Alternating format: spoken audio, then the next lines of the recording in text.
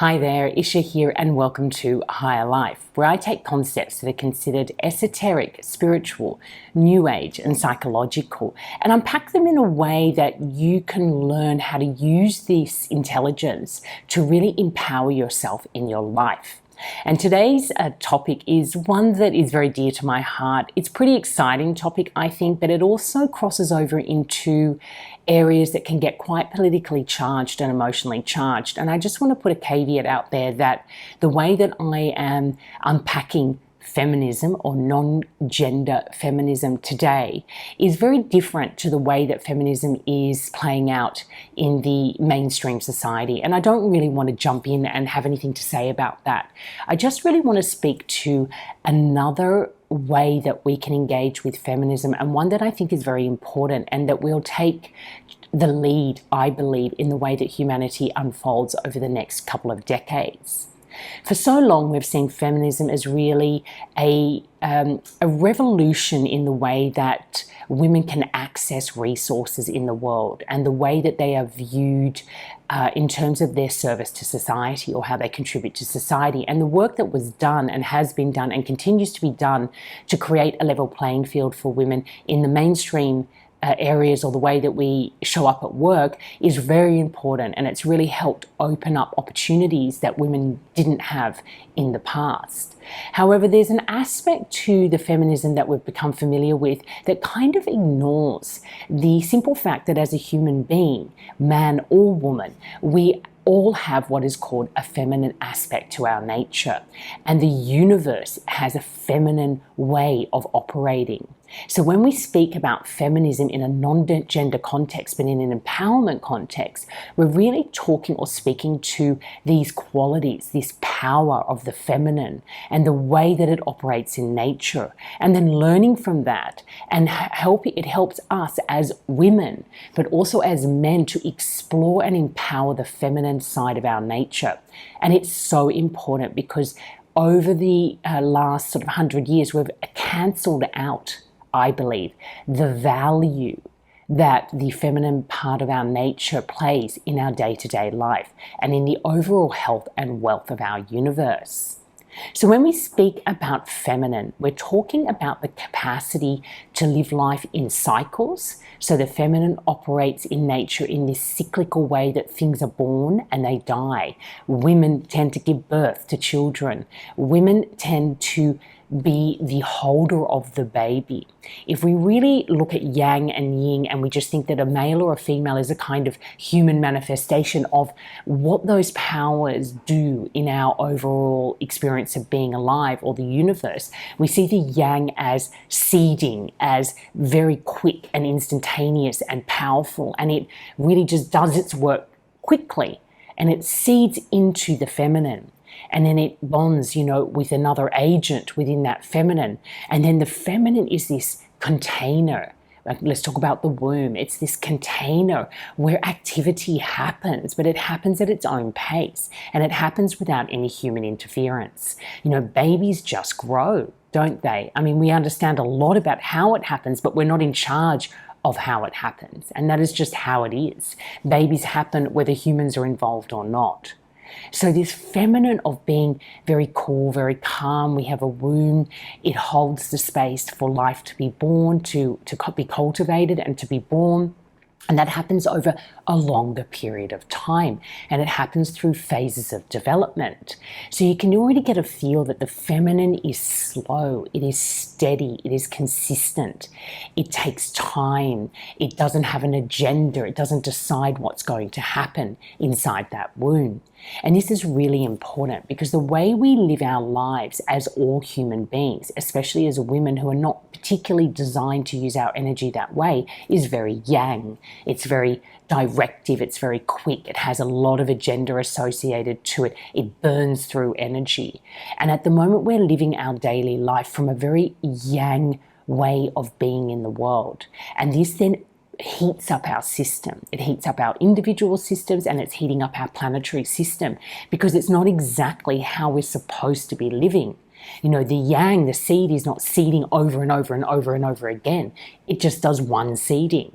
And then that very long process of a seed becoming a baby, for example, that's a much longer, cooler, more systemic process. So that is actually where all the real power is, right? That's when all the fertilizing happens, when all the watering and nurturing and nourishing happens. There is so much power in the feminine way. So what are other ways that the feminine shows up in our human system? Relationship. The feminine is the one that creates a capacity for relating, for receptivity, for holding the space for a relationship to evolve and to develop. It doesn't say the relationship has to be this and look like this and do this. No, it creates the magic that a relationship is, where it's unfolding and it's instantaneous and it's uncertain and it's constantly shifting and changing. And it's, I think, it's no-brainer as to why women historically and even today tend to have a larger relationship circle in their lives. Women who go into retirement or who are widowed usually have a much bigger social system to lean in on to. Women talk to each other, they share their experiences and their ideas together in a very soft and gentle way. Now, what we see as women over the last 20 years adopting a more yang way of being in the world and wanting to take more leadership and be more masculine or yang in the way that they do their jobs.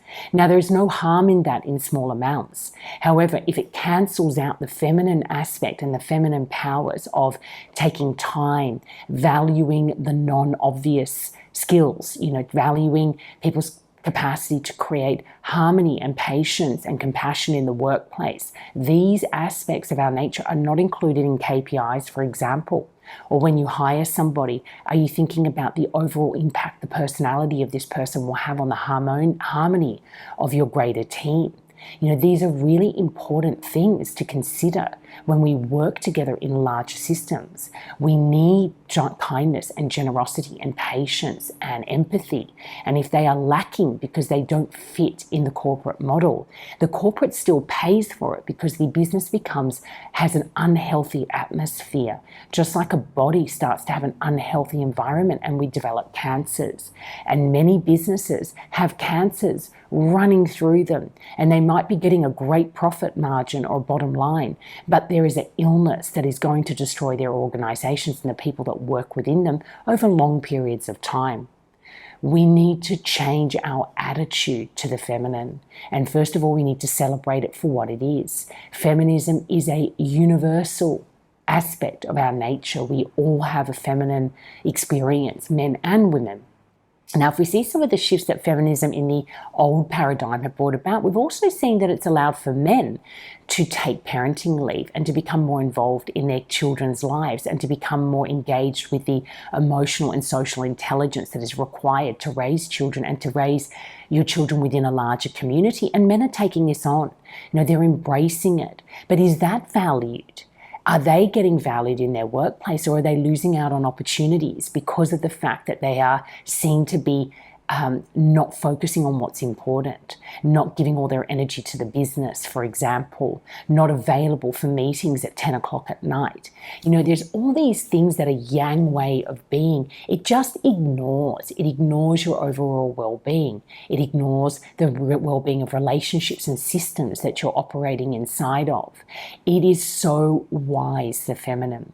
If we look back over generations and generations of the way women have been in the world, the way they have formed around childbirth and childbearing and creating community and helping their people recover from big wars and, cooking, all these things that we really kind of cancel out now. We see them as old-fashioned 50s way of being, to care for your home and to think that that's a valuable contribution to society. No, we just do that anyway, and now we want to be valued and valuable, so we go into the workplace, but we have to add that to what we were already doing. And everybody has to do that, not just women, couples, people, everyone is overloaded by the amount of things that they need to do in order to be a worthy and valuable human being. And the first things to get cancelled out are the things that are most essential to our well-being: eating well, sleeping well, loving well, relating well, being receptive to life, not feeling that you need to control and shape every single thing that comes your way, not thinking that a model of success is what you need to be aspiring to, and basically go deaf and blind to when your physical system is showing signs of stress and ill health. This is such a passion of mine, because I think if we are able to step back and, as this whole entire species, reunite around the feminine aspects of our power system being the lead of our experience and the yang fueling the feminine, or the yin, we are going to see a remarkable and very fast transformation in the health and wealth of our planet. We will see wars decrease, if not be dissolved altogether. Learning to relate to other human beings from a place of our essential nature, and no longer relating through our cultural identification and over rigid ego selves, is all part of the work of the feminine. The feminine is a universal, holistic, and unified intelligence. It's systemic. It doesn't believe in separation. It doesn't believe in conflict in order to hold the power in one area of the system and no longer allow it in another, because it knows it'll create an imbalance, and imbalance creates ill health. And I believe that women have been positioned, the way that our physicality works, the fact that we get periods from a very early age, that we go through perimenopause and menopause and childbirth, is no accident. It is not because women are the lower species. It is because we are being trained through this experience of meeting life and knowing that we can't control it, that we have to work with it. You know, you get your period every month and you have to endure a lot of discomfort. But in the end, you stop enduring it, you start embracing it, because that's part of what helps you be resilient and resourceful in life, knowing that there are things that are bigger than you, forces that are bigger than you, that operate through you, that you can't just cancel out or control. You need to integrate them into your daily life. And society needs to start integrating the reality of the feminine, which is it needs time out, it needs to rest and recover. It's not interested in manifesting quick results for its own interest. That is, that we need to be these really successful individual human beings that everybody else looks up to in order to be happy and content and fulfilled. The feminine is very much about a whole healthy system. Everybody will be feeling good, happy, fulfilled, and open to co-creating together. It's a very different reality. It's like all kids playing in a playground. They're not there to win. They're not there to be the most successful. They're there to have a bloody good time and to meet new people and to go with the flow. And they don't rate afterwards how successful it was. They just move on to the next experience. It's just a wonderful way of being in the world. And we are designed to live like that, carefree, open to life, ready to work with any set of conditions and know that it will juice our resilience. It is a really playful and powerful place to be, but it requires being very aware of what the feminine really is. We have been aggressively cancelling out the power of the feminine, especially in the last 50 years. There is a lot of taboo around thinking that things that are feminine are worthy. We want to handle that work over to other people to do, who are in a less powerful and less economically viable system than we are. We have people caring for our kids 24/7 because we don't have time to do it, because we need to be in jobs to pay for the care. And it's important to have work that you find meaningful. It's important to feel creative and excited and inspired. And I have no issue with people, living really exciting and fulfilling careers. This is about challenging the systemic viewpoint that is the only path, and that we will override our health and wealth and our well-being on a global context in order to achieve this personal level of success. And at the end of the day, what we see is a world where there's a very small part of the population that is benefiting, and a really large part of the population that is still struggling for oxygen, for resources, and for access. So we need to think differently about how we create balance and return a natural equality to our ecosystem. And that ecosystem refers to the natural system, but also our human ecosystem. The first step is considering What is feminism to you? Is it a political agenda? Is it about gender politics? Or is this beautiful intelligence that is in you all the time, wanting more airtime, wanting you to step back and cultivate your inner feminine nature and really enter into your life in a softer, slower, and more cyclical, with a more cyclical mindset? I call this the contemplative way. This is really about taking in life and letting it sit and integrate and living questions rather than trying to answer and solve questions. Let go of being smart, of being successful, of being beautiful, and open up to being playful, curious, and receptive. This is really the work that was groundbreaking for me when I started training as a transformational life coach, because of course I was also a client while I was learning the coaching, and it really started to have me see how off base we are in the way that we live our lives and show up to our lives and our belief systems and our cultural conditioning. I'm just so overwhelmed sometimes with how demanding the outside world appears to be. I want to support fellow coaches in this industry, in this area, and clients to get the support that they need, but there is so much noise out there about the type of life we're supposed to be living and all the things you need to do as a human being to actually achieve it. And so much of it won't give you what you're looking for. It won't bring that equanimity, that openness, that curiosity, that playfulness back into your life. It is the work of the feminine that will do that. So I suggest take some time out and explore this theme. If it's just about living it as a day-to-day inquiry, what is feminism? How can it work in my life? Where am I cancelling out feminism through my idea that it's just not a worthy thing to be doing? Do I value aspects of my life far more than others because other people think that that's where my success self lives?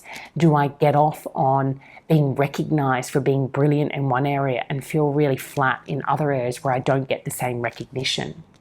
It was a very insightful experience for me to really be at home with my kids. And I don't think that is what everybody should do, but I chose to do that because I really wanted to grow spiritually stronger through my mother role. But boy, is it an undervalued experience. And boy, do you go through a lot of inner turmoil about all that potential that you're wasting by not being out there in the workforce. And boy, do you go through stress about not having access to financial resources or even insurance when you need it because you didn't work and you didn't contribute to the system that everybody else is contributing to.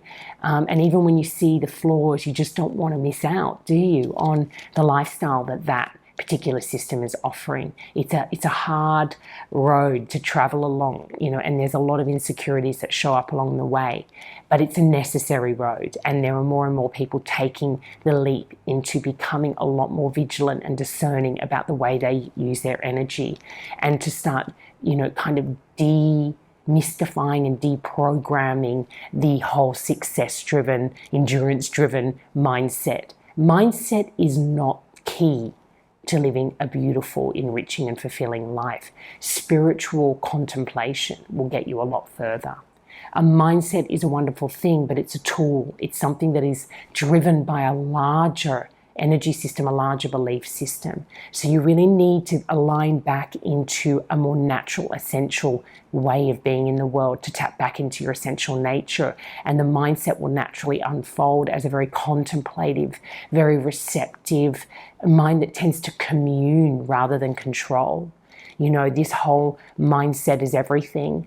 It's a pretty dangerous road to go down too far. It is an athlete's way of doing things. It's people who strive for excellence, and that's just one very narrow experience in our human experience. And it's wonderful if you're an athlete that wants to make it to the top, that you can train your mind that way. But many of us don't have access to ego energy. That's a different topic. And if you like to discover that a little bit more, go into human design. They talk about this a lot. But a lot of us don't have a natural ego energy. So even if we put our mind to things, our energy won't follow. It will create a lot of resistance. And this is why you set goals and have visions for your life, but they never eventuate, because your actual energy doesn't want to align with that vision. It is not the correct use of your energy. So you have to go back and actually learn how to listen to how your energy system works. And that will lead you to the highest potential of yourself in this lifetime. Now, a little note or side note on that. I really believe that as a human, as a species, the highest potential of humanity at this point in life is to cultivate a compassionate mindset, to learn how to live in a deep compassion for our humanity, for the past experiences of being human, for the terrible atrocities that have occurred, but also to celebrate the great advancements, but also to know when enough is enough. The progress mindset is not going to lead us into the future. It's going to drive us to a certain death. So we do need to step back from that whole performance-driven way of being and let go of the idea that we're here to succeed and to fulfill our highest potential as an individual in that particular narrow model of success. The way that you can fulfill your highest potential as a human being is to take the journey of personal transformation and to really get clear on your unique inner resourcefulness, your DNA, and how that wants to contribute and participate in the co-creativity that is our experience of being human. It's a natural investigation into your signature strengths, to your archetypal patterning, and really learning to dissolve the dysfunction of cultural conditioning and to live from your essence nature in a very creative way. You know, it's such a beautiful way to have a craft in the world, to express your uniqueness through a craft. And that's the work that I do at the Higher Life Academy. And there are many other transformational coaches doing this work as well, so it doesn't have to be me. I just offer a kind of self-guided, very, I think, cutting to the core path through personal transformation so you can really empower your life and transform our world for the better.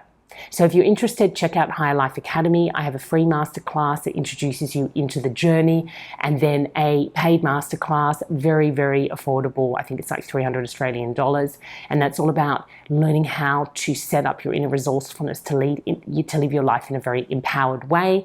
And I'm currently putting together Awaken the Genius Within, which will really get you clear on what your unique inner creative persona is. So head over to Higher Life Academy or just subscribe here at Higher Life TV, and I'll continue to speak to this journey and offer tools along the way. Until next time, take care and love life.